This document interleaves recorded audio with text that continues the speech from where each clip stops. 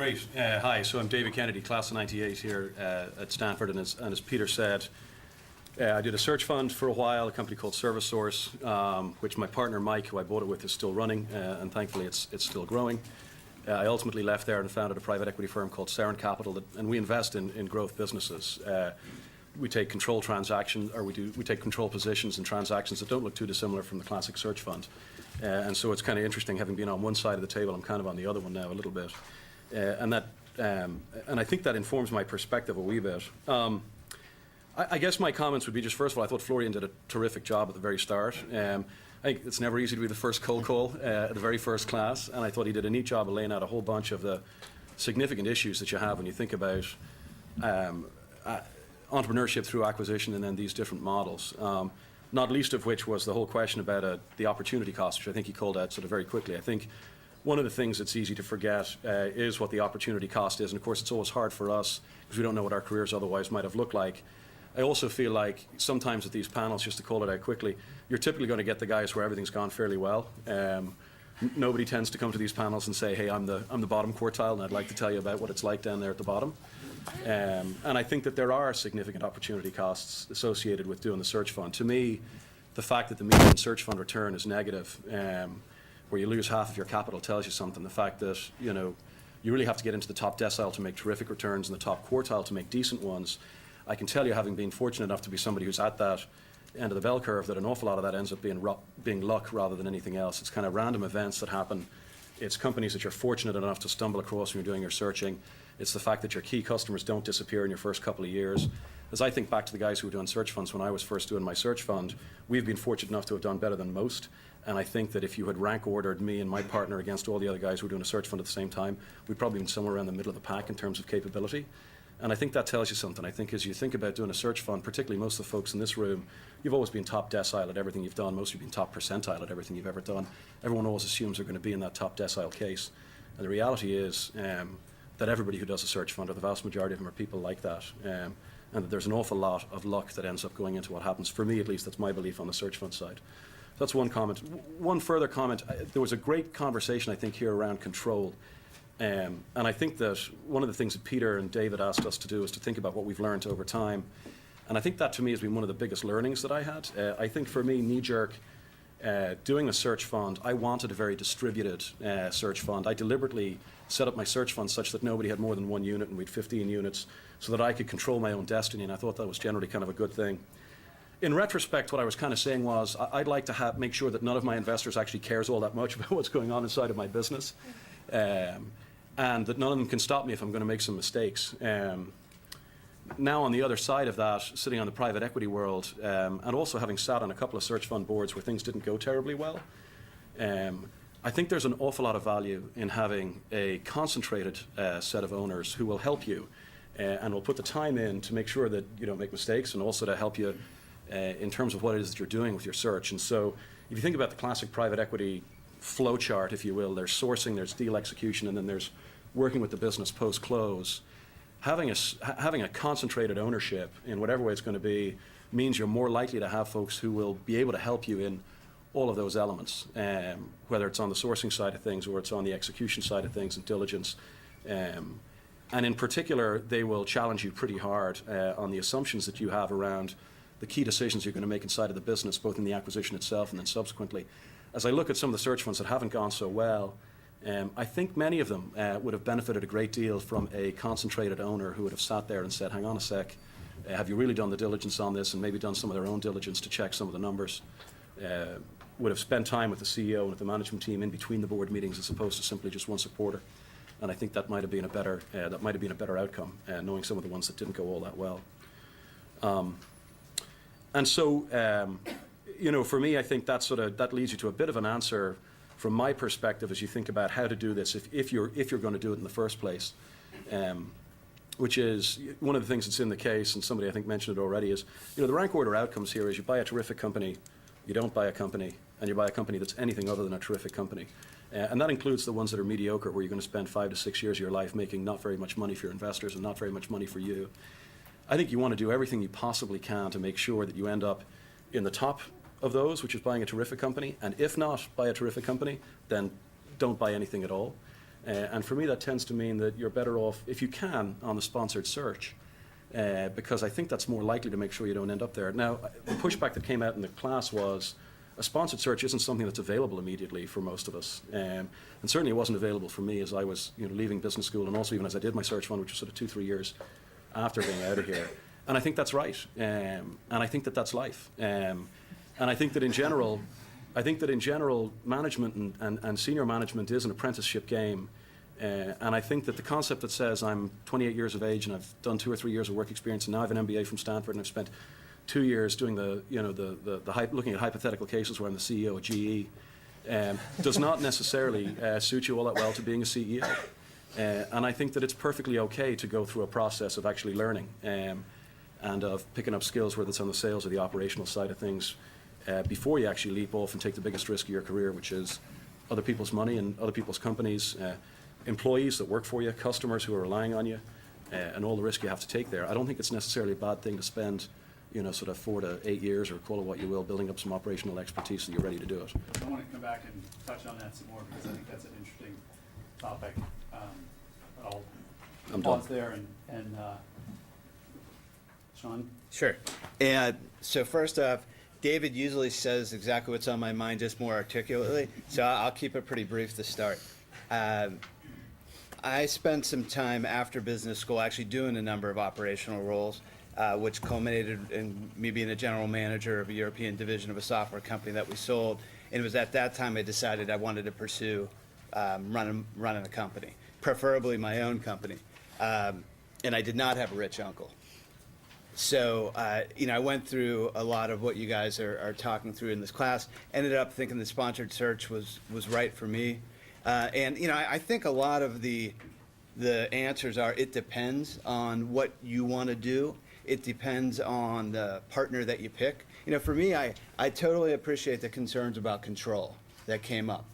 But I guess we were talking about it outside, and to me, what I learned through that process and after the fact is doing a good job will allow you the control that you want and need. Because a private equity firm, what they're looking for is good businesses and great managers.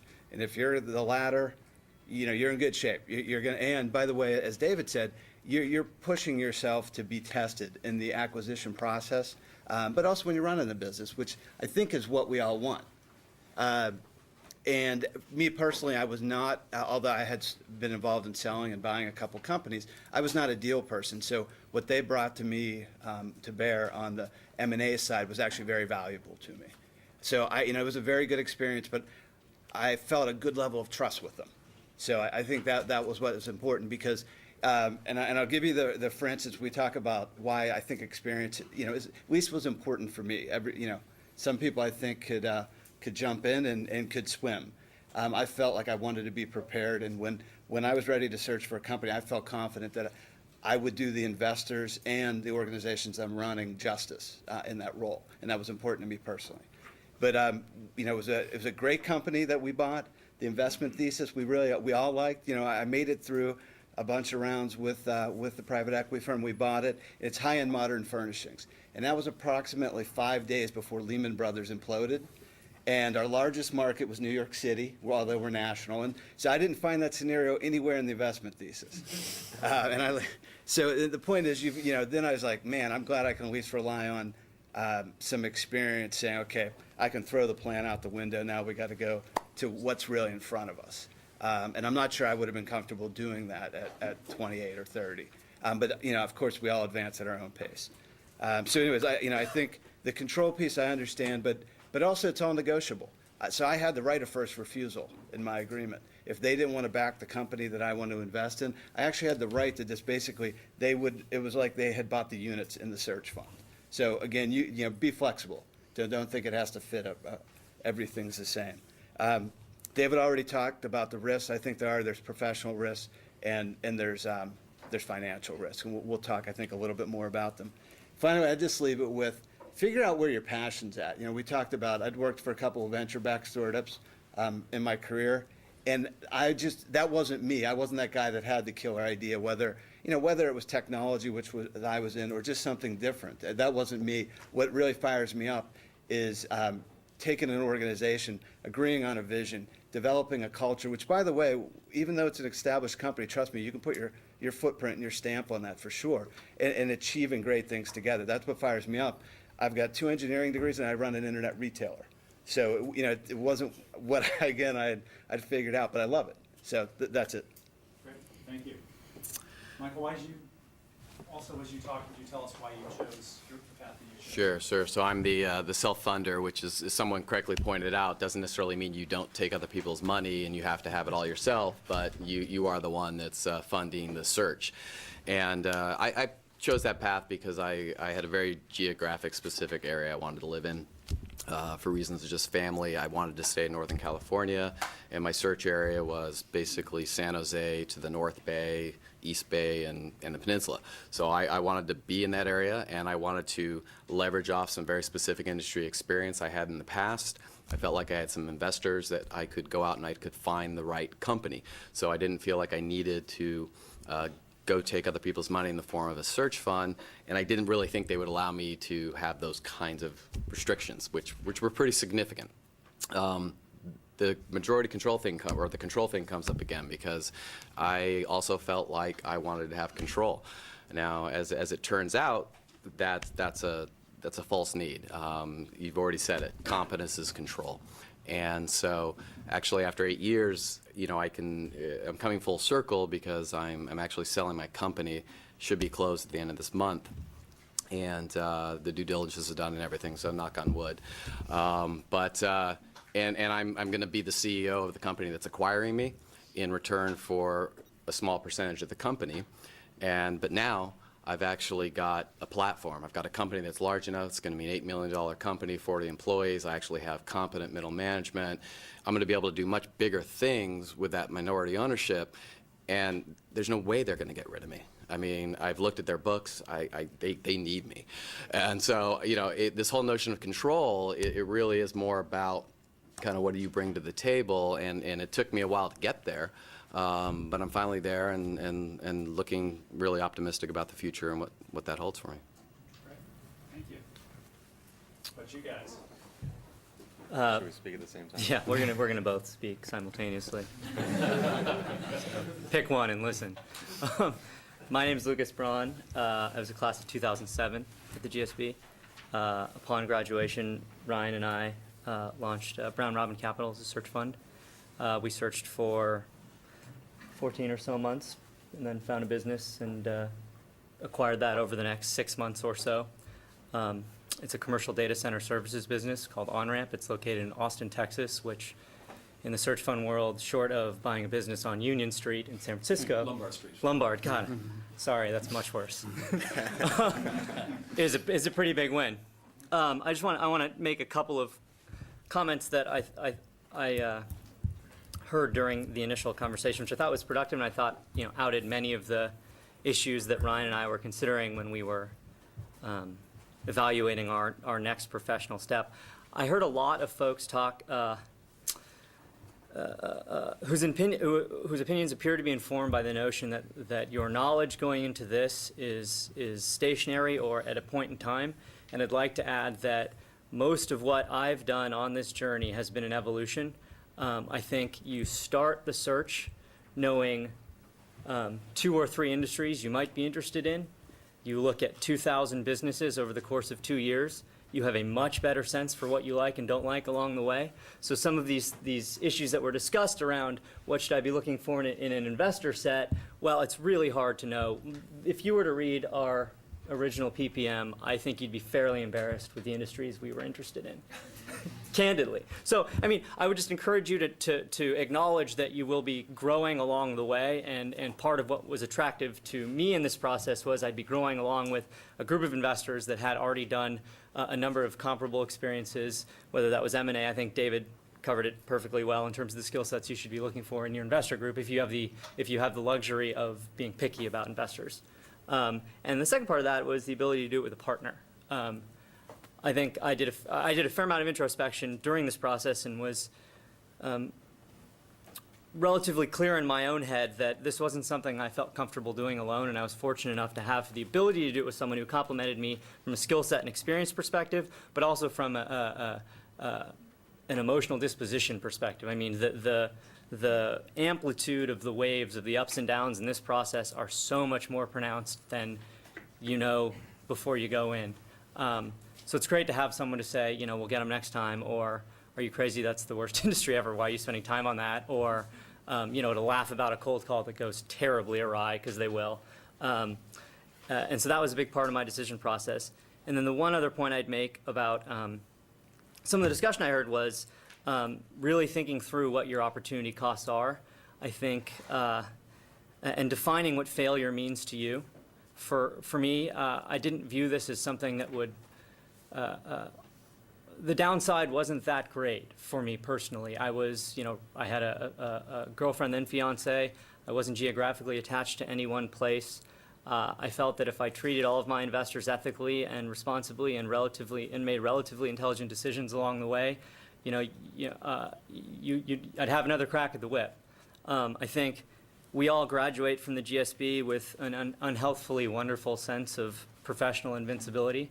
So I would encourage you to rethink what your failure means. I don't necessarily think I wholeheartedly agree with David that the worst case scenario is actually buying an underperforming business. But you know, maybe you grow a business at a 15% clip for 5 years. You make wonderful professional accomplishments. You get a win under your belt, which is something Irv Grossbeck loves to talk about.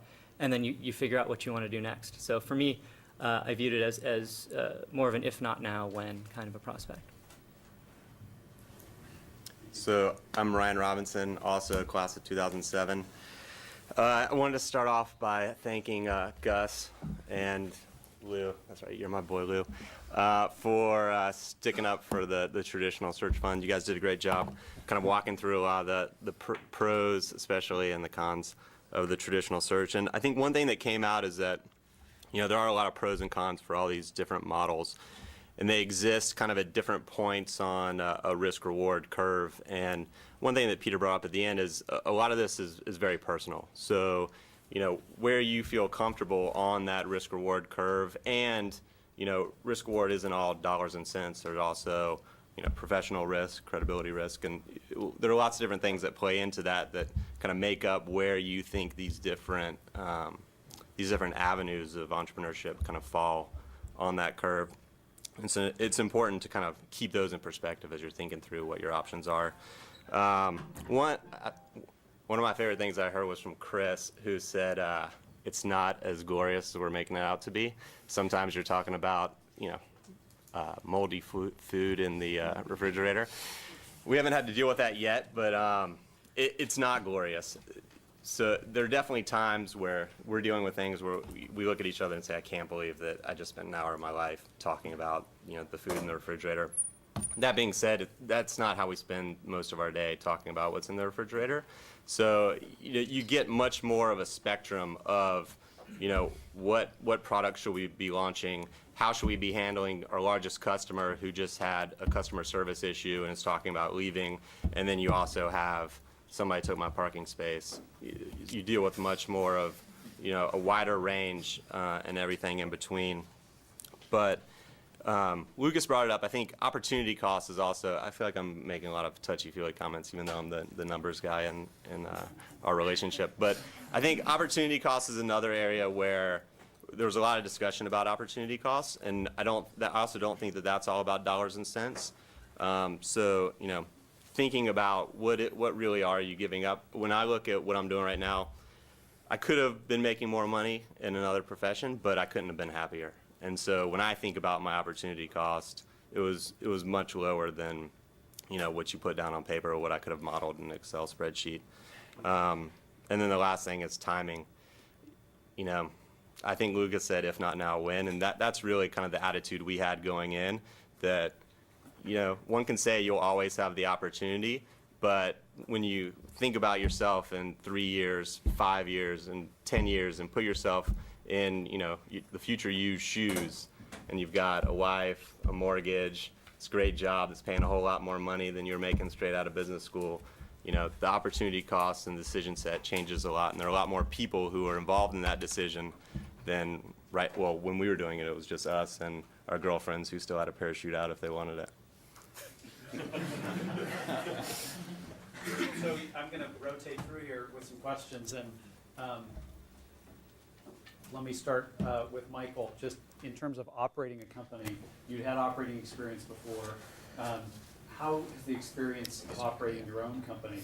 Oh, excuse me, I'm looking at Michael and Sean, Michael's name tag and Sean. Sean, you had experience before in management, but then you started operating a company really as the CEO. How is the experience of operating a company different than you expected it to be?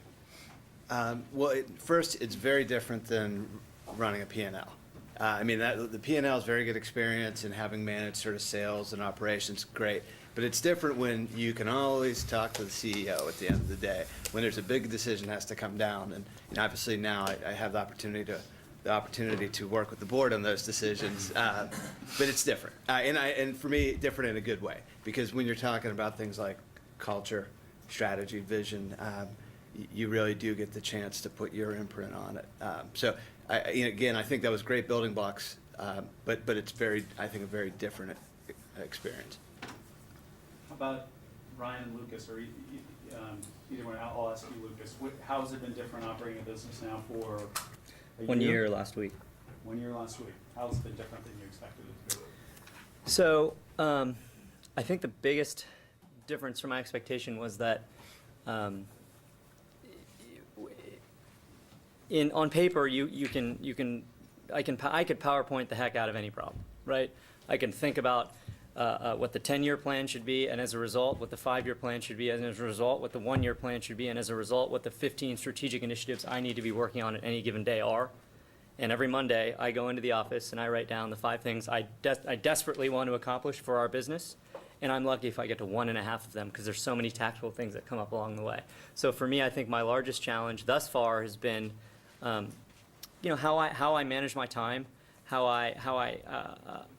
you make time to continue to focus on the broader picture.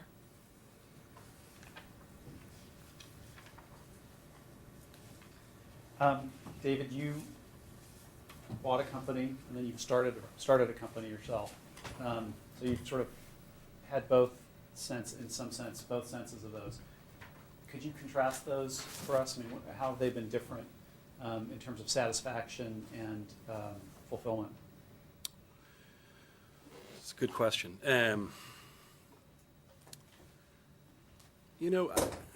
I think there's a lot of validity to the conversation that was going on here. I actually thought that the DNA comment that somebody made up there, close to the top.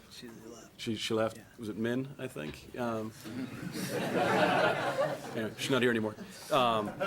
Made around, I think when you start something, you're responsible for absolutely everything, both the pros and the cons, associated with that. And so it's a little bit dearer and deeper, I think. I do think, on the other hand, that within,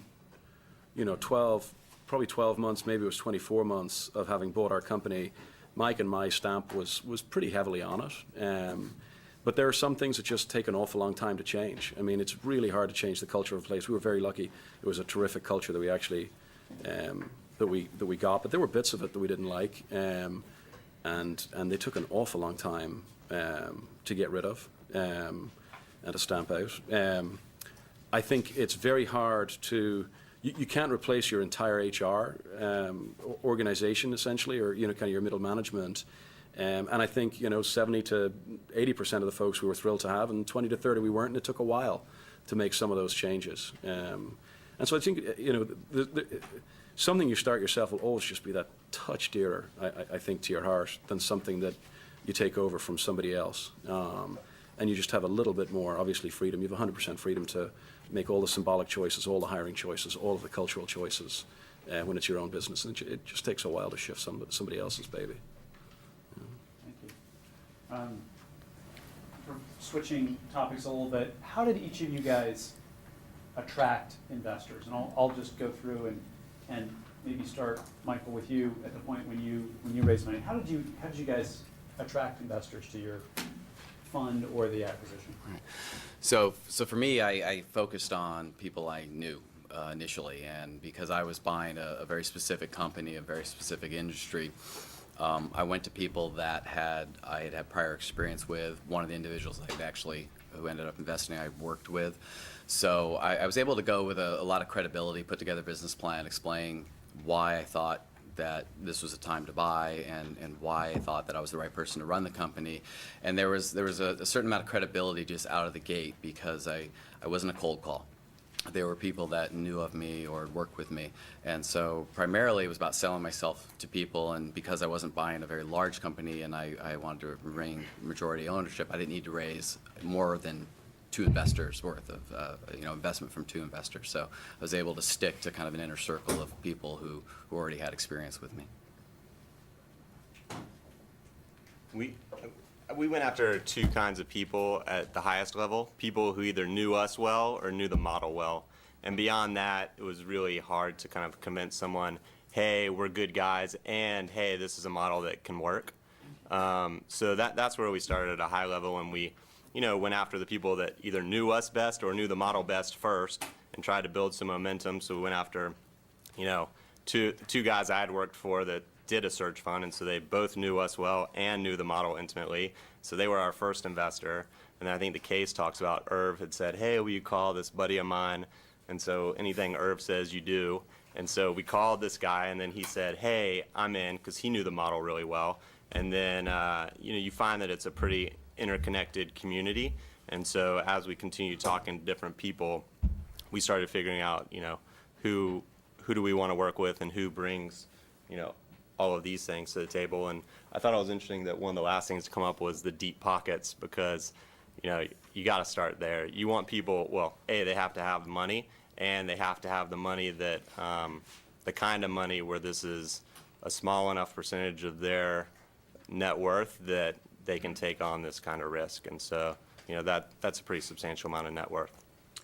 I would just build on that point, because it's, I think, after having raised a search fund and then closed an acquisition, I think the single biggest good I could impart onto all of you is that you want to have all these other skill sets, but you really do need a couple of different poles of people. If you truly believe in the value of the search fund as a way of maximizing your control, you need to have several different poles of people that could write a big check. And if you look at what's gone on in the world of search fund investing in the last 2 to 3 years, you've seen a pretty large proliferation of the number of funds. So the simple math would tell you that the average pro rata unit share that an investor might have taken 4 years ago, they won't take today, because they're getting 7 other deals that look attractive to them, and they'll be participating in some number of those on a smaller level. So you really do want to focus on that. And the other thing I'd say just is an interesting, a little bit different perspective from something we talked about earlier, is Ryan and I explicitly didn't take friends and family money. For some of the reasons that Peter raised before, our initial search fund unit wouldn't have been considered a large amount to each of our respective families, but we didn't want to put them in a position at the time of the deal where they're writing a check for an order of magnitude more money. And regardless of whether or not that was a sum that's palatable to them, we didn't want to redefine the relationship in that way, which I think is something that is an inevitable side effect of taking on that kind of an investment. And certain folks can do it, and this is a very personal realization we had, but we didn't want to come home for a Thanksgiving dinner and talk about the business. We wanted to talk about being aunts and uncles, or nieces and nephews, primarily, actually. So that's a personal decision you have to make, but it was one that we ultimately did. What are the numbers? You said people are taking smaller amounts as investors. What was it and what is it now, do you think? Candidly, pro rata share for our investment was $500,000. We had a number of investors say, I'm in for my usual amount, which is $250K, which we say, that's great, but our equity whole grew. I would think it's realistic to assume half of what they would usually do. Yeah, I think the search fund study says the average unit's about $30,000 now, and ours was 35, so it was right in there. And then we were telling people that the check they were going to write at acquisition time was going to be between $200 and $700 when we had no idea what company we were going to buy and how much it was going to cost. And you guys got really desperate on the kind of people you had to call, right? Super desperate. Super desperate. We lowered the bar substantially. On Lucas's point there at the end, I did make that mistake, which wasn't the family side of things. I mean, I deliberately stayed away from family, but my closest friend, who'd been my roommate and everything, and who had done very, very well, I actually did take his money, and it worked out very well, but it did change the relationship. I mean, every time we'd get together, and I'd say, hey, how's work? And he'd tell me, and then he'd say, how's work for you? And I'd be like, oh, crap, I'm talking to one of my investors. And, you got to put a bit of a positive spin on everything and think a little bit about, kind of what you want to say. And that was really awkward. And in retrospect, I'd never have done it, even though it worked out very well for him. In retrospect, is that what he was asking to, or were you just sensitive? Oh, no, this is all on me, right? It wasn't him. He didn't care. I mean, plus, we were doing great, I mean, we did very well. And so within about a year, it was pretty obvious we were going to. And so he was never worried, honestly, about his investment. But at some point, it sort of doesn't matter. You're playing golf with somebody, and they're your investor, right? And they're asking how things are going. And it's just not the same as playing golf with your best mate, and he's asking you how things are going. It was just very different. And it ended up the same thing for me. Is I had two investors where I'd worked with prior, but as it turned out, one of the investors had introduced me to his niece, who turned out to be hot, and I married her. So I ended up in the same. That's a pro I'm going to put up there. So it ended up sort of backing into that, where at family events and things, you sort of start to think a little bit about what kind of car you drive and what kind of house you buy, and when the numbers aren't where you want them to be, and you're going out and buying a house, and those things do play a little on your mind. And even though he was very good about it, because he had enough money that this was not a meaningful part of his portfolio, it impacts you no matter what you do. And certainly, things are turning out okay, but there were times when things were really tough, and part of a motivator was dreading the Christmas conversations after I'd lost his money. And that is a powerful motivator, so maybe it works in your favor, but not a conversation I would have liked to have had for the rest of my life if things had gone south.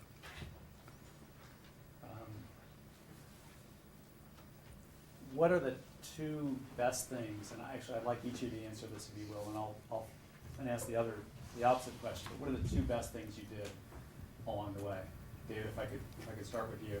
Yeah, so the first was very easy. I picked Mike as my partner. I was just incredibly lucky to have the guy who I had as my partner, just in lots of different ways. The funny thing about this, and it's a little bit in Lucas and the note on Lucas and Ryan as well, which is it's very much a marriage, and with all the things that a marriage means, right, in as far as there's going to be good times, and that's fantastic, and then there's going to be tough times. And the question is, when the chips are down, is this the person you want to have there? And at the end of the day, the integrity and the way that you deal with the tough stuff is incredibly important, and I was just extraordinarily lucky to have Mike for a partner. Each of us had to deal with various things that were both personal and professional where we failed during the course of our time working together, and I think that the supportive nature of that was important. What about it that is so great? Is because he matched you, or he's just an exceptional person, or? So I think it's two things. I think it's the overlap that was there around what we wanted to do and values generally, and so that I always knew that when Mike had a tough decision to make, he would make the right choice. That would be, for him, loyalty and a partnership are just incredibly important, and I always knew that would trump any other consideration for himself or what have you. And so that was that was just incredibly important. And then I think on the other side of it, we were a great match. I mean, we were very much chalk and cheese. He's a sales guy and was terrific at bringing in the revenue, which is the only really important thing, it turns out, at businesses. Everything else is fine, so long as you got, if you've got great revenue growth, everything else is sort of nothing. And Mike did that, and Mike's created a heck of a lot of value inside of that company, basically. And so that was, that skill set was neat, but also there was I remember talking to Irv about this when we were thinking about going into partnership together, Mike and I, and he talked about the fact that he and Amos, one of them had been more contemplative and wanted to get a lot of data to make a decision. I think that was Amos in Irv's mind, and then Irv always wanted to make the decision yesterday and let's move on, let's go. And we had that, and I think that's an incredibly healthy tension inside of a partnership. So that was, that complementarity of makeup, is actually, leave aside all the skills, just that, that sort of, the different way that we thought about making decisions, which ultimately is all you're doing as a partnership, was kind of neat.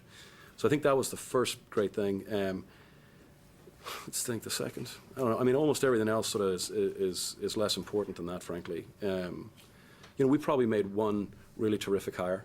And so, that was pretty important stuff too. I mean, and I think particularly, on the revenue side of things, again, I mean, revenue just makes up for everything else. And so we focused a lot of time, effort, and attention there. Great, thank you. Two best things you did, Sean? First was picking a partner that I trust. No matter how thick the contract is, you never really can plan for everything that might happen. And so having somebody that you trust and that you can work with when the situation on the ground changes a little bit. So that was wonderful. And that continues to this day. And by the way, I went it alone. I did not have a partner, and that felt like the right thing for me. Maybe it's because I had a few more years, or I felt comfortable as long as I had a good partner helping me with the M&A aspect of it. The other thing was, best thing I did is I walked away from a deal that I was probably 5 months under LOI with, and I was right there. And some of the terms were getting changed. And you just want to just close that deal at that point. But said no thank you, walked away, and I'm very happy with the deal I ended up in. But as you guys know, when you've looked at 1,000 companies, gone through a bunch of letters of intent, it's very tempting to just say, you know what, all right, I'll yield on this, get this deal done, then I'll make it up in operating the company, but didn't do that. Great. I'm going to keep going, then I'm going to turn it over to you guys for questions for a bit. So the two best things you did. Yeah, real quick, for me, I also didn't have a partner, so going in, it was a small company, only $2 million in revenue when I bought it, and I decided to treat my two investors, even though there was sort of no requirement to, as the board. I'd been on executive boards of venture-backed companies, or rather executive teams of venture-backed companies, and so I knew what boards wanted. And just to keep myself in the right mindset, I treated them as such. And that's important because it isn't glamorous, and you get sucked into so much day-to-day that you need some tool or some methodology for constantly pulling yourself up to think a little long-term, think strategically, actually report to someone, tell someone your plans other than yourself. So that helped me stay focused. And the second thing was when I figured out kind of what I'd done wrong, and I figured out what my exit strategy was, which was I needed to merge or be acquired with someone bigger. Again, it's taking the time to constantly keep having the conversations, and I kept talking to other manufacturers, letting them know, letting suppliers know, hey, we're doing well, we're doing great, but I see the future and we need to merge. And I kept talking to people, and the deal ultimately going to hopefully commence in 30 days. We started having those conversations 4 years ago. And so it was that constant, staying focused on the long term and constantly having those conversations, even though any given day you're working 10, 11, 12-hour days, and it's tempting just to go home and not take that meeting, but just continue to have them. So partnership dynamics were very critical to me. I think everyone's covered them, so I'm gonna discuss two other things. The first I'm going to say is trusting your instincts on the kind of seller you buy a business from. Such a large percentage of ultimate success and failure in this is reliant, unfortunately, upon human intuition. And we looked at a couple really great businesses with people we just didn't end up trusting, and we ended up walking away. And in retrospect, that was absolutely the right decision. The seller we're working with, our partner in this business now, because we're doing something a little bit different, where ideally our seller would stay in the business because it's a fairly technical business, and he has a desire to run the technical aspects of the business, but he is a upstanding guy. He was straightforward in his dealings with us. He's a good heart. He's a good person, and I think that's an incredibly important key to our success thus far. The other thing I'd say is marrying my wife, or just being with my wife in general. I think so much of this process is a journey, especially if you have a partner of some kind, is a journey that you're in control of, that person has to buy into. And the thing Kate had to buy into at the time was the fact that we could go literally anywhere in the U.S., or Canada even, as the case may be. And let me tell you, we looked at some places with great businesses that did not rank high on the quality of life spectrum. But having that support in having her, be on board for that during the time of our search, and then ultimately in deal time, which was, as much of a like herding cats, as anything that we've ever done, was incredibly valuable.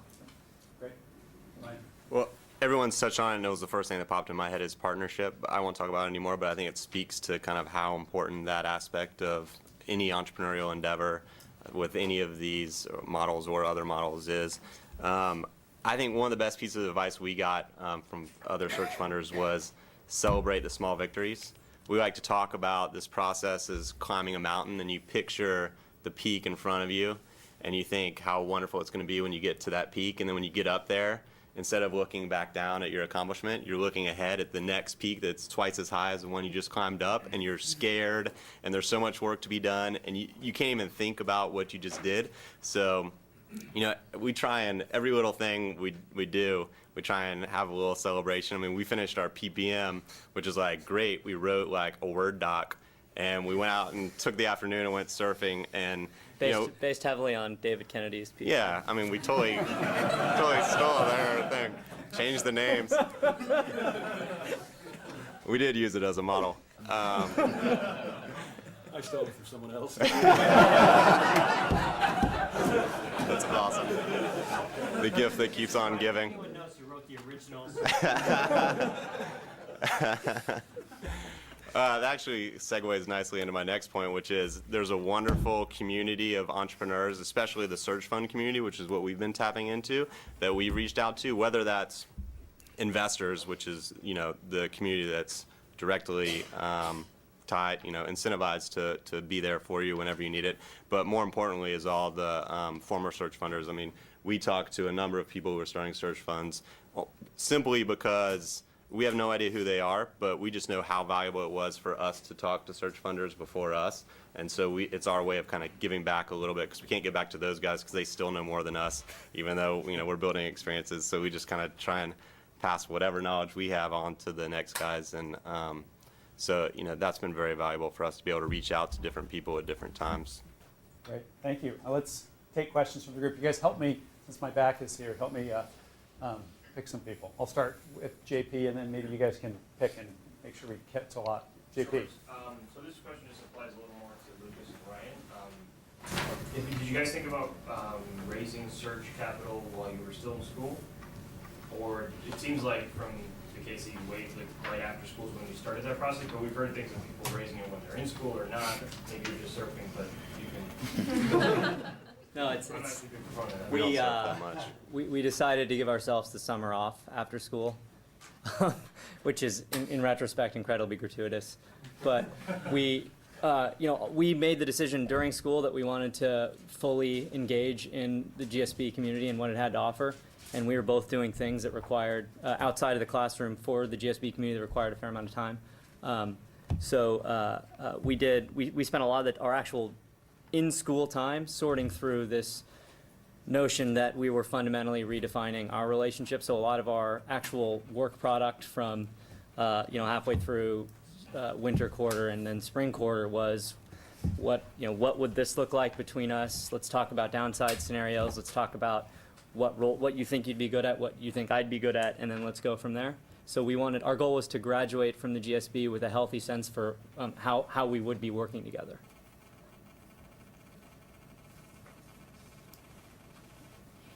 Matt.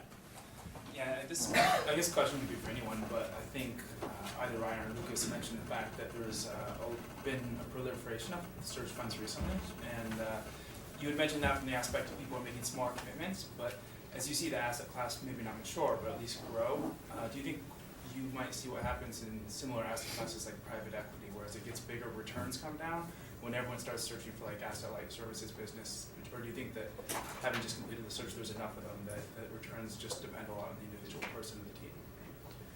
I mean, I think in the big wide world of companies out there, search fund acquisitions are such a small sliver of what's actually going on. And even when we're talking about a proliferation, I mean, I think the two biggest years there were 20, 25 search funds raised. So I still think it's so small. I mean, that being said, I think it seems to be when a search fund starts up, the first couple industries they look at are the same ones every other search fund in the history of search funds has gone to look at. And so, those industries in particular are kind of picked over. But that said, there's still tons of businesses out there. So I don't think in our lifetime we're going to see a point where the search fund model is blown up to the point that there's too much capital chasing the same deals. You see the other side of it, right? Yeah, I do. I mean, I think it's a size question, actually. I mean, I think that in general, as you look to this world for change of control deals that are growth businesses, I think if you start to edge north at 2 or 3 million in EBITDA, it's a pretty darn competitive world now. I think it's a lot more competitive than it was when I did my search fund, which is about 10 years ago. And that was a lot more competitive than, kind of 10 years prior. And I think it's pretty hard, to find a good deal there. On the other hand, so long as you're prepared to compromise a little bit on size, I think you can get great businesses that are below, kind of call it 2 or 3 million in EBITDA. And I think the question isn't competition from other search funders at all. It's competition from private equity. And once you get below kind of 2 or 3 million in EBITDA, it's pretty hard for private equity to really play because there's not much debt, and the individual deals are so small that the transaction fees and so on kind of tend to eat up a bunch of the equity. And so I think that so long as you're comfortable with sub 2 million, I wouldn't worry about it. I think people who think they're going to do a $5 or $6 million EBITDA business in a search fund, I think that's a tough check to write. And just add one thing to that real quick, which is there's a at least our thesis going in was we're currently in a period in our history as a country where there's a demographic pulse of potential business sellers coming down the pipe. So if you believe that there are a bunch of the boomer generation that are now 55 to 65 who are looking for estate planning kind of liquidity events, then that may be a counterbalancing force, but I agree with what both them said. Jason? Yeah, I was getting a better sense of what the board interaction looks like during the operating phase. So for instance, what sort of decisions does your board expect you to run by them before you go ahead and make them?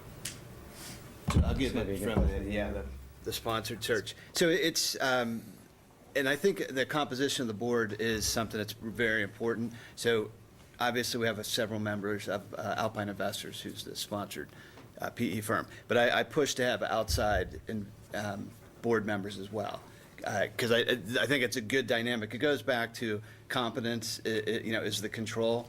So you really want a good board that's going to challenge you, ask the right questions. You mentioned about keeping the tension on you. I definitely feel the same thing.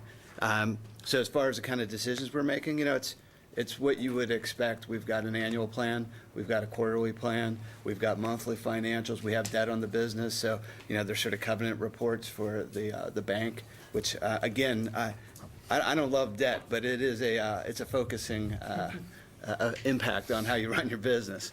So, yeah, again, it's pretty standard. It's just sort of the mini-me version of all of that. We're audited GAAP financials. Where I think just on the strategy side, it's kind of up to you to see. I've kind of gotten to the point now where our board isn't as helpful on day-to-day running the business kind of things because we're in pretty good control. I've been able to sort of bring in a management team that I'm comfortable with now, and we know the business, frankly, better than they're going to know it, and they've kind of run out of the gotcha questions, so now the next step is to say, okay, this is great, we like where we're going. How can we get this to be a 5x return? Which are great questions, and they still bring a lot of goodness to bear on that. So drilling down a little bit on that. So let's say you're looking at hiring 3 or 4 people. I mean, they're going to approve the budget that you set forth. Beyond that, is that fully at your discretion, or what level of tactic? I'm just trying to get a sense of. I think it's a sort of a test of materiality. I mean, at the end of the day, you need their support for the big decisions, and it evolves over time as your strategy evolves, as you grow, as to what's material, and you should tell them. And really, it becomes a day-to-day, week-in, week-out thing of, what would I not want to be a surprise in the next board meeting if they didn't know this now? And so early on, there were sort of key personnel losses where I'd pick up the phone and say, hey, I just want you to know we just lost a key salesperson that managed these accounts, and that becomes important. 3 years in, double the revenue, not necessarily as an issue. So, I mean, I don't know if that would be the same for you guys. We're the newbies. We're still feeling it out. But I think more than anything, we take the approach of we don't want board members to ever be surprised by anything. And so, like Michael said, I mean, even though you're not going to say, hey, we're about to hire this guy, can we send you his resume to see if you agree? We'll maybe, send him an email and say, hey, here's someone that we just hired, or here's someone we're about to hire. But we're still kind of feeling out where it is. And I think it depends with different boards. I mean, some boards are probably just rubber stamp great, awesome every time, whatever you present, and other people want to dig in a little bit more, and it's kind of what you want to get out of them as well. Let me answer that just a little bit differently, which is the difference between a private equity board and a sponsored search, or a deal that's owned by a private equity firm, and one that's got a typical distributed search fund, and what are the differences between each of those? Because I think those are pretty marked, and it's kind of pertinent. The classic search fund board will meet once a quarter, probably not in between. They will generally want control, more or less, of the balance sheet. I mean, they don't want any significant surprises on the balance sheet. If you're going to do anything from a debt or equity perspective, they're going to want to at least understand what's going on there and approve everything there. And then as the guy says, other than that, you want to kind of approve the plan. And then on the org side of things, if the CEO wants help and says, hey, look, I'm thinking about hiring X, I'd like one of you guys to interview or be part of it. I'd like you to approve at a minimum the option package, if that's what's going on, to bring in a CFO or, kind of a VP of sales or something like that, then they'll get relatively involved from that perspective. The CEO more or less is going to drive what the agenda is, and particularly on strategy, that can be, it's kind of how long is a ball of string kind of question, right? I mean, you can do very little and you can do very much.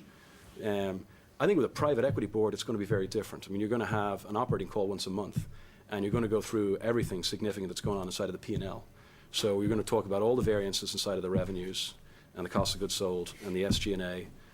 I think you're going to want to understand any significant differences on the balance sheet, and you won't just have approval on the balance sheet.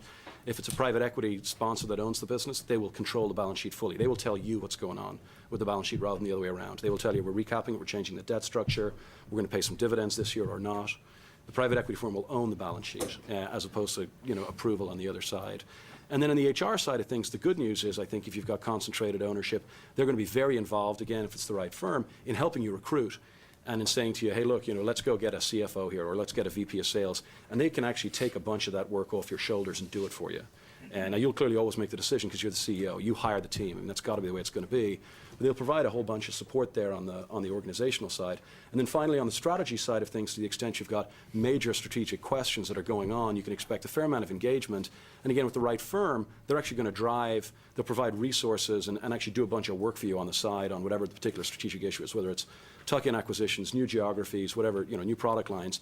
They may actually provide you with a whole bunch of bandwidth and sort of smart Stanford MBAs who can give you some some guidance in terms of what it is you're doing while you're busy, kind of up to your backside in alligators kind of stuff. So. Nick.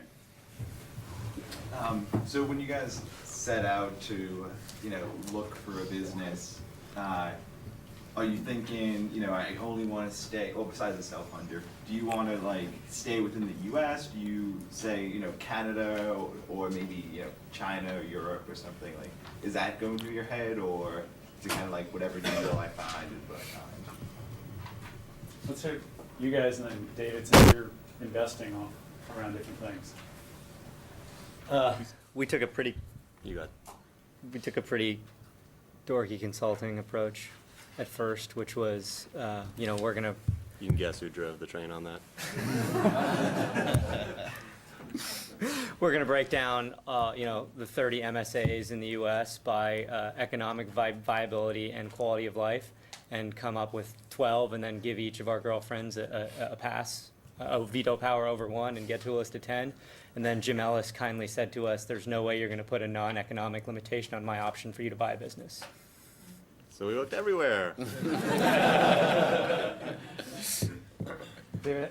Well, what Mike and I did was we said up front, both to ourselves and to our spouses, both of us were married to working spouses, that we would look pretty much in the NFL cities in the U.S. That was kind of, and we defined it that way as being, that will be a large enough city that there'll be an interesting career opportunity for each of our spouses. And they signed off on that. And I think we were pretty open in general with the folks we looked at. Now, that all being said, within about 8 weeks, that was gone. And we were looking, we looked at a wire hanger factory in Alabama somewhere, which thank God we never bought. We looked at a business in the Caribbean. We looked at a business in Australia. At some point, the answer is you want to buy a great business. And so long as your spouses are along with the ride, particularly when you're looking at a sector and you start to dive in and you work out that this is a really interesting one, but it's going to be hard to buy something decent in LA or New York, and you've got a real thesis around it, then you go find anything you can in that sector to find something great. What about international? Were you asking part of your question, should you look internationally? Yeah, kind of like, do you limit yourself to, the U.S. or, I imagine, and in an international layer kind of complicates things, but. Yeah. Again, we were open to it in the end. I mean, we were pretty much looking at U.S. But as we looked at a couple things, we got very close with a few things in Canada. We hadn't thought about it originally. We thought we'd stay in the U.S. We called up our major investors and we said, hey, listen, we're looking at something up in Toronto, Vancouver, wherever it was. Is that okay with you guys? And they were all pretty much, yeah, no, that's fine. So we did the quick check-in and then we kept on going.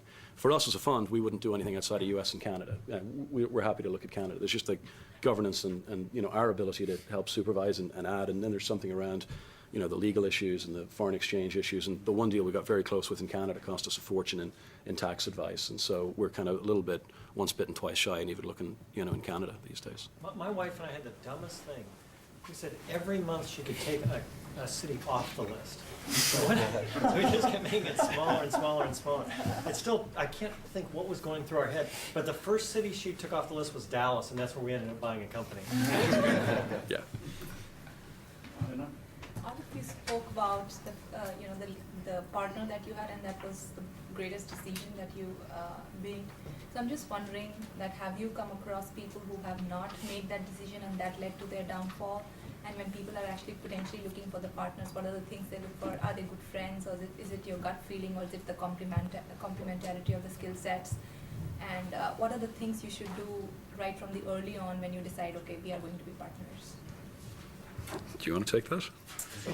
So I had a partner, and he left the business after about a year. So we did the search together.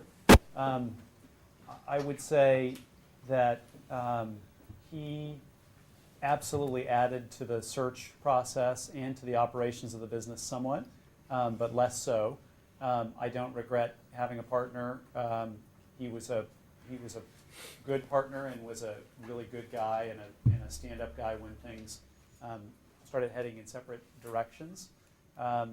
What I look for now when I talk with people who are partnerships is, are they a good partnership? Do they seem to be a good partnership? Have they talked through all the issues? I mean, do they sort of match each other in skill set? Yeah, that's nice. I mean, if one of them's operating and one of them's financial, great. But I look for people who have really worked through the issues and are likely to be able to fight about stuff, but the next day still work together really well. That they really respect each other and they've figured out a way to get through the lows and difficult times together and have done some work around it. And otherwise, I think it's a personal decision whether you do it as a partnership or not. Can I ask a related question? How did you guys figure out who was going to be the CEO or divide sort of the ultimate decision-making? We didn't. We had 50-50. I mean, we had each full veto power over what the other guy did. We just divided the world in half. And so, we never resolved that, frankly. Okay. That's for us.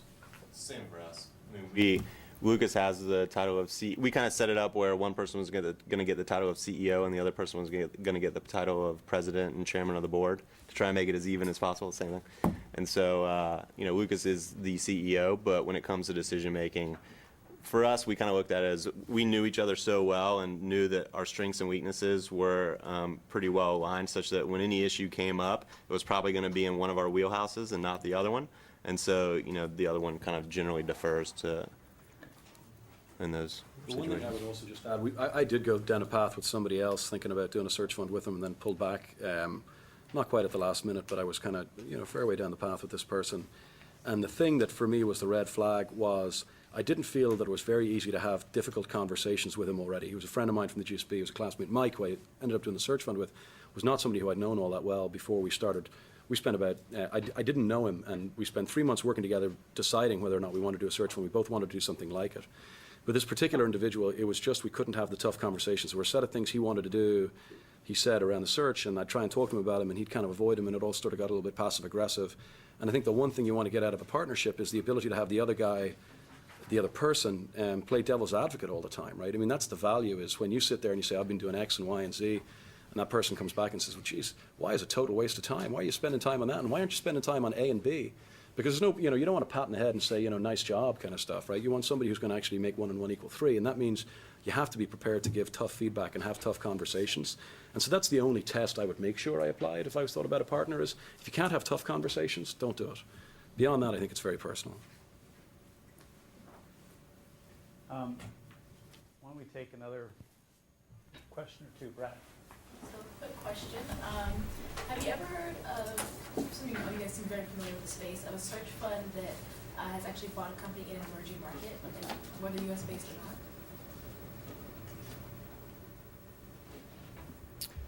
or not? Yes. No, the short answer to that is I've heard of several search funds that are either searching or running companies in Mexico. And then I've heard of a couple in non-emerging markets, but internationally in Western Europe. I think, going back to a point Ryan made earlier about the investor set that you're approaching are necessarily folks that are comfortable with a certain kind of investing in a certain set of parameters. In the past, that hasn't been emerging markets, but I don't see a reason why there wouldn't be opportunity there other than, outsized risks leading to outsized rewards. I think a lot of people kind of look at a search fund or an entrepreneur in general as this kind of risk-seeking cowboy who's going out looking for the greatest risk to find the greatest reward, and that's not really the way that we approach this at all. I mean, we're actually taking the complete opposite approach, is like, how can we minimize our risk? And so looking at emerging markets or just generally internationally were things that we were just like, whoa, I mean, that's kind of too much for us to take on. We're already taking on so much risk by throwing ourselves out there in this new venture where we're either gonna, buy a business or we're not, and everybody's gonna know about it. Everybody, meaning the people that know us. But, so we're looking for ways to minimize risk as opposed to kind of seek out risk. Reminds me of one of the great rock climbers in the world said that fear and dread are my life insurance. And search funders are, in the past, many people who've pursued search have really done exactly what you've said. They've said, well, gosh, this is not going to go wrong. What could go wrong? And I'm going to find a way to minimize those risks. I'm going to get people to advise me. I'm going to avoid that kind of company. I'm going to triple check myself if we get into that sort of situation. And I'm really going to manage those risks to a very low level by being aware of them and afraid of them appropriately. Last question from back here. I hope I have not forgotten you guys because my back has been to you. Anyone back here want to pray? This may be a quick one, but if you were not able to do this model, one of the three that you chose, which one would you have picked of the three, sponsored, traditional, or self? If you had not done the one you did, which would you have done? And then I'm going to turn it over to you guys to wrap up. I'll give you a little bit of guidance, but to wrap up with any comments you have. Yeah, I'd say for me, I would still do the same model, but I would have gone out and raised more money, not been so concerned about how much of the company I owned and bought a bigger company. So I still like the model because I like the restrictions that, like you said, the non-economic restrictions were okay for me. I just would have widened my circle and raised more money. Yeah, I wouldn't have done it. I mean, I just wouldn't have done, what I did at all, which was the straight out normal vanilla search fund. I would have gotten a job, and I would have learned a little bit more operating skills, and then maybe after, kind of 8 to 10 years of an operating career, and hopefully, having learned a whole bunch of skills, then I'd have done it. Now, it all worked out great, but if I were doing it all over again, I think I took a bunch of risks that were unnecessary. I would do the traditional search because I think I could have achieved a lot of what we did with the sponsored search, with the traditional search. And honestly, as well, I came out of Northwestern. We don't get the exposure, or at least personally, I didn't, to this search fund model like the GSB community does, and we don't have the community around us of investors. So no one's had the exposure that we're getting today to it. So okay. It just wasn't there before. There was more exposure here than there, I think. But my point is, there's a lot. This is new. These are new resources for people. That's great. It's somewhat harder question because both of the other two models are contingent upon a lack of ability to do it immediately after school, and I wanted to do it immediately after school. I'd say if I had a preference for the two, I would like to be independently wealthy and buy my own business. I'll take the other side of that. I would have done the sponsored search mostly because the same reason I wanted to work with a partner in Lucas is to have more people involved in my success. And so even if it's just one private equity firm with a few partners sitting around a table, that still would have meant more to me, and I think would have increased my likelihood of success than if I had just done it on my own or just with Lucas. Guests, please, closing comments and advice of any level that you'd like, of any sort that you'd like to the class. I'll start at the left and just move to the right. I think you really need to do a lot of soul searching about, what you want to do. I pointed out before, but like Chris said, it's not glorious. It's not all about going out there and becoming the CEO. It's a long slog. I think if either of us went into this because we thought we were really going to enjoy the search phase of this entire process, we would have just gone into private equity instead. But we didn't think we were going to like it, and it exceeded our expectations in that regard, in the sense that it wasn't really that much fun. And we kind of glorified it a little bit when we look back on it, but there were a lot of stressful days with the two of us sitting in a room saying, is he going to accept the valuation? Is he not going to accept the valuation? Maybe we went too high. Oh, maybe we're throwing away money. And then I think a lot of it comes down to what you want and what's going to make you happy in life. And even when it came down to what industries we wanted to look at, we looked at what industries are we going to be happy managing in, and what are we going to enjoy and what are we going to be good at, because so much of it is a personal decision. I'm going to focus on the positive here.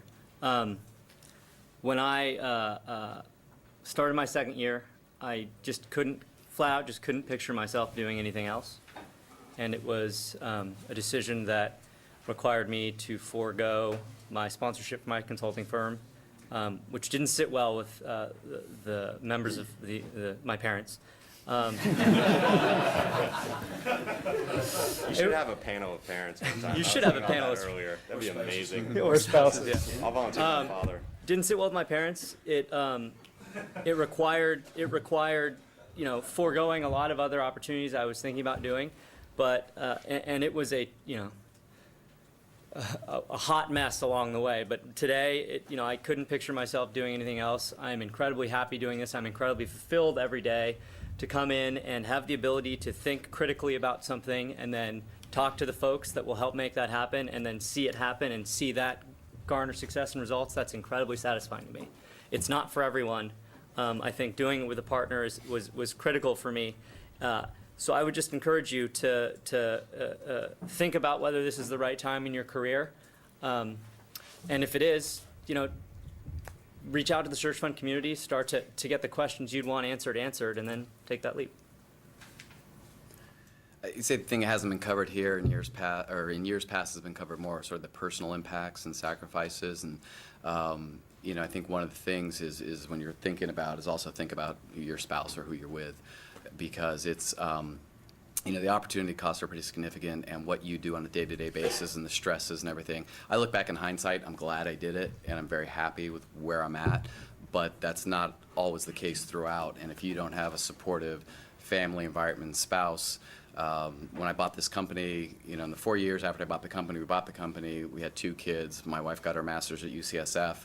And it was only through the support of family and her that we got it done. And when you're making that decision to go do this, you're not making it just for you. You can't insulate your family. So be sure that everything at home's good, because it will wreck you if it's not.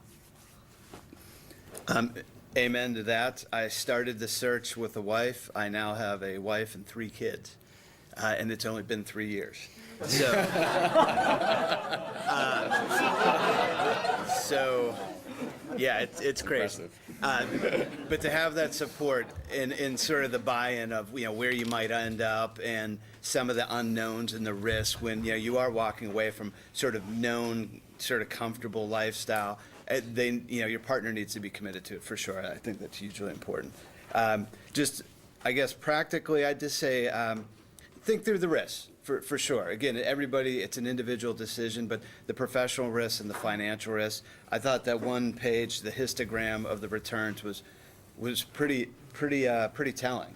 Again, not if there's a couple of his type returns, when you pull that out, it's interesting, right? Because you're not the investor investing in the asset class. You're the individual, and there's a lot of variability on that return, and that one page captured it great. But not to scare you off. I guess as far as tactics, No, I mean, again, if you're really just playing it safe, right, that entrepreneurship's not really about totally going, you know, by the book. But any good gambler does try to minimize the risks. Do you So- think, do you think those risks are representative of how you see it today? So I didn't feel that it was a very risky approach that I took, and the reason I say it is because for me it was a career progression. I had, you know, been a general manager, some experience before. Now, you know, a reasonably solid private equity firm had sponsored me. If I went out, and I believe you guys said it, if I went out, got a good company, and I was going to get, you know, be able to do a decent sized deal, did a good job. Even if it wasn't a home run, it was just a solid double. Now I had that on my track record with experience behind it that, you know, I felt like my career could still take a good path, and I'd get a next swing at the bat. So that's why I felt pretty comfortable about it.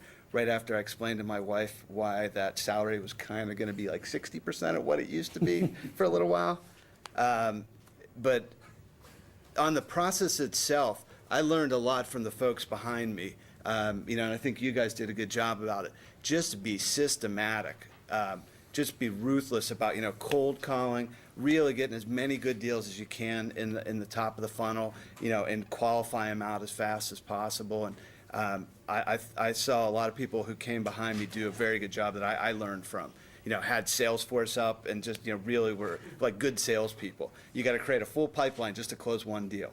But that's the way to do it. Yeah, I'll leave it at that. David, and I'd be curious to, I mean, I know you'll talk about risk and all that, but sort of how you compare it to the risk in your business now, where you have at times entrepreneurs hiring entrepreneurs to run businesses. How you compare, how you think about the two. So okay, so I'll try and touch on that. I mean, it is all about risk, and you know, I think Sean just put it really. In fact, I had a note here, and he stole it from me. You know, great gamblers who take risks. You know, first of all, minimize always those risks. I mean, aggressively, ruthlessly. And you know, I think it was Ryan was just talking about that a second ago. And the second thing that they do is they kind of minimize the impact of those risks. If you know that there's some stuff you can't control that's going to be a risk for you, then it's minimizing the impact thereof. So what does that actually mean? I think, again, you know, so Sean said it so well. On the sourcing side of things, it's all about being ruthless, covering as much ground as you possibly can. It's all about cutting bait as fast as you can on deals that are never going to get done, and you'll quickly work out which deals are never going to get done. And it is so seductive to spend time in a transaction because there's somebody who wants to talk to you, because most people don't want to talk to you. And being honest and ruthless about that with your time is important. I think on the execution side of things, making sure you don't screw up means bringing in somebody, whether it's a partner, it's an investor in the normal search fund world, it's a sponsored search, doesn't matter, but bring somebody else in to play devil's advocate. All the great investing firms of the world, whether they're hedge funds, venture firms, private equity firms, or what have you, all have some sort of a devil's advocate model whereby there's somebody proposing a transaction, there's somebody else chucking rocks at it and trying to knock it down. And don't rely on the general kind of investor set that you'll have inside of a search fund to do that.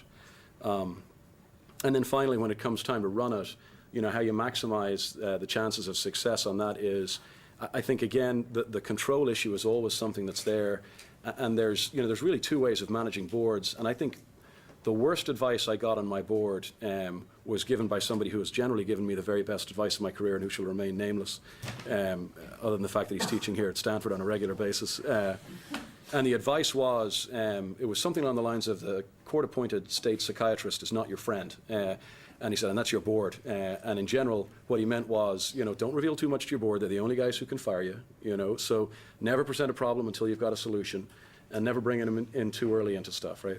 And I think that's terrible advice. I think in general what you want to do when you're executing is you want to be as open as you possibly can be, and you want to get hard, challenging folks who will sit there on your board and who will beat you up early, rather than subsequently kind of dance in your grave once it's too late, when you've made some mistakes that they ultimately have to make some tough decisions based on. And so, to me, this is all around. There are some risks you can't avoid if you're going to do a search fund. You will have all of your eggs in one basket, and trying to do everything you can to minimize the risk thereof is kind of the key. And if that's how you minimize the chances, then I think minimizing the impact, again, I think Sean's like the smartest guy at this table, because that's exactly how I would do it. I would do it in my career when, if it all went, kind of belly up, that I had built the kind of glittering track record that he had, such that I would slot back into another great role. If it had happened to me, it hadn't gone too well, I'd have been scrambling to try and find something. And so I think, you know, the minimize the impact is different from the minimize the chances. On the impact side of things, if the biggest risk is to your career, which I think it is, then build your career and your network to the extent that it doesn't feel like quite as much of a risk as it typically is for folks coming out of the GSB. Please, the assignment is due midnight on Wednesday, and thank you to our guests for coming and sharing their wisdom.